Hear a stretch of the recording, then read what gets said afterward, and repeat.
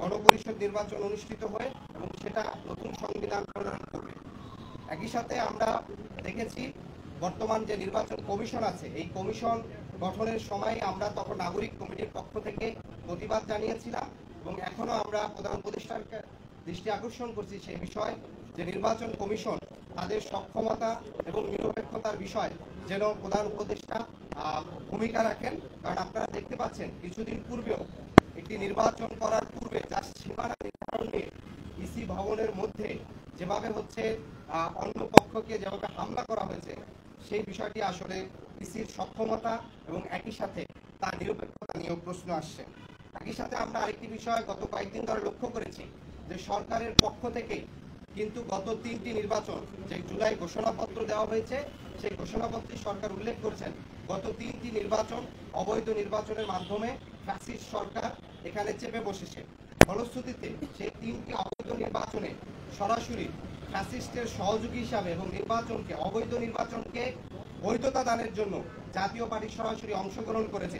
শুধু তাই নয়, গত নির্বাচনে আপনারা দেখেছেন যে জাতীয় পার্টির পক্ষ থেকে যে নির্বাচনী প্রচারণা পোস্টারগুলো করা হয়েছে, সেখানে তারা বর্তমান যে জাতীয় পার্টির 2 গ্রুপের যে মহাসচিব মজিবুল হক চুন্নু এবং হচ্ছে শামীম হায়দার পাটোয়ারি, তাদের পোস্টারে সুস্পষ্ট লেখা আওয়ামী লীগ মনোনীত প্রার্থী। তার মানে জাতীয় পার্টি এবং আওয়ামী লীগের মধ্যে কোনো পার্থক্য নাই। এবং যেহেতু রাষ্ট্রীয়ভাবে আওয়ামী লীগের সাংগঠনিক কার্যক্রম স্থগিত করা হয়েছে এবং আমরা দেখতে পাই জাতীয় পার্টি আওয়ামী লীগকে নির্বাচনে আনার জন্য প্রকাশ্যে একটা নিষিদ্ধ সংগঠনের বিষয় প্রকাশ্যে অবস্থান নিছে। ফলশ্রুতিতে নিষিদ্ধ সংগঠনের বিষয়, সন্ত্রাসী কার্যক্রমের বিষয়ে সুস্পষ্ট অবস্থান নেওয়া এবং বিগত সময় অবৈধ সংসদকে বৈধতা দানের তাদের যে পদক্ষেপ, সেই বিষয়গুলো আমলে নিয়ে জাতীয় পার্টির সাংগঠনিক কার্যক্রম যেন স্থগিত করার বিষয়ে সরকার আরো বেশি কার্যকর হয়, সেই বিষয়টি আমরা প্রধান উপদেষ্টাকে আমলে নেওয়ার জন্য বলেছি। ওভারঅল আমরা 5টি বিষয় বলেছি: শহীদ আহত পরিবার, প্রবাসী যোদ্ধাদের বিষয় বলেছি, গুম কমিশনের বিষয় আমলে নেওয়া এবং আগামী নির্বাচন গণপরিষদ নির্বাচন অনুষ্ঠিত করা এবং একই সাথে আওয়ামী লীগ এবং জাতীয় পার্টির বিষয় সরকারের আরো কার্যকরী ভূমিকা। আওয়ামী লীগের যেসব হত্যা মামলা যারা এখনো মামলায় আছেন তাদের অনেককে আটক করা হয় নাই কিংবা তাদের বিরুদ্ধে মামলা হয়েছে, সরকারের কাছ থেকে সুস্পষ্টভাবে কোনো সমন্বিত পদক্ষেপ আমরা দেখি না। অনেক সময় দেখি একজনের নামে অনেকগুলা বেশি মামলা হয়, যে মামলাগুলো অনেক সময় মেরিটলেস হয়। ফলশ্রুতিতে এটি একটি নানা ধরনের কনফিউশন তৈরি করে। ফলে সরকার যে বিচারের উদ্যোগ নিয়েছে, সেই বিচারটি বাস্তবায়ন করতে হলে একটি কার্যকরী পদক্ষেপ যেন গ্রহণ করা হয়।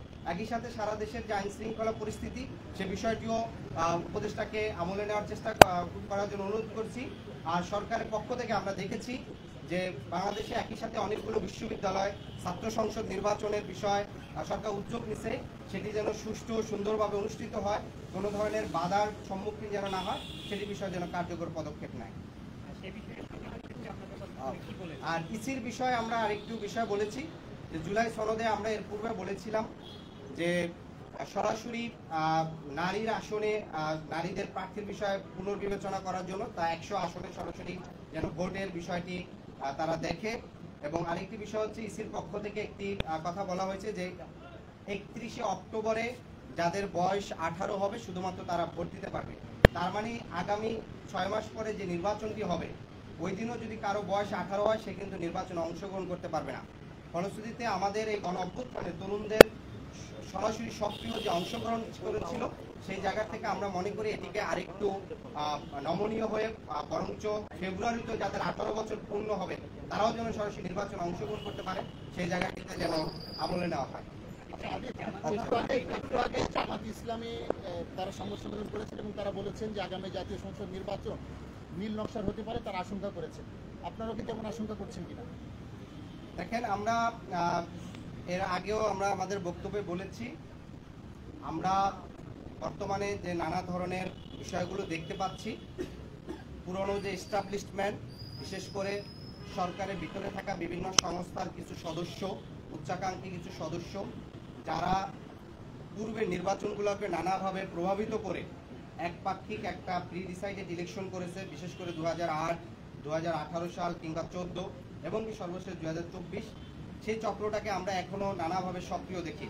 যার সর্বশেষ উদাহরণ আমরা দেখেছি যে গণ অভ্যুত্থানে সক্রিয় অংশগ্রহণ করা একটি রাজনৈতিক দলের প্রধানকে অন ক্যামেরা যেভাবে প্রকাশ্যে তাকে আঘাত করা হয়েছে, তাকে পুরো হত্যার উদ্দেশ্যে তাকে মেরে পুরো একটা দেশের রাজনৈতিক পরিস্থিতিকে অন্যদিকে নিয়ে যাওয়ার চেষ্টা করা হয়েছে, সেই বিষয়টি কিন্তু নানাভাবে কিন্তু এগুলো আমলে নেওয়ার বিষয়। ফলশ্রুতিতে আমরা এই বিষয়টি আমরাও মনে করি যে বিভিন্ন এস্টাবলিশমেন্ট করে এখানকার বিজনেস এস্টাবলিশমেন্ট, মিডিয়া এস্টাবলিশমেন্ট, সরকারের ভিতরে থাকা নানা ধরনের সংস্থাগুলো একটা তাদের পুরনো কাঠামো ধরে রাখার জন্য মরিয়া হয়ে যাচ্ছে এবং নানা ধরনের তৎপরতা দিচ্ছে।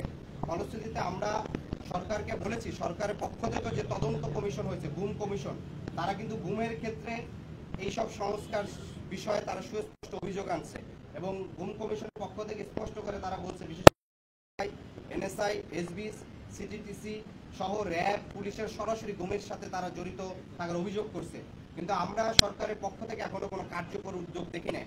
ফলে সেই বিষয়টিকে আমরা আমলে নিয়ে আমরা সরকারকে কার্যকরী উদ্যোগ দেখতে চাই। আপনাদের সবাইকে অনেক ধন্যবাদ। আমরা তো বলেছি গণপরিষদ নির্বাচন একই।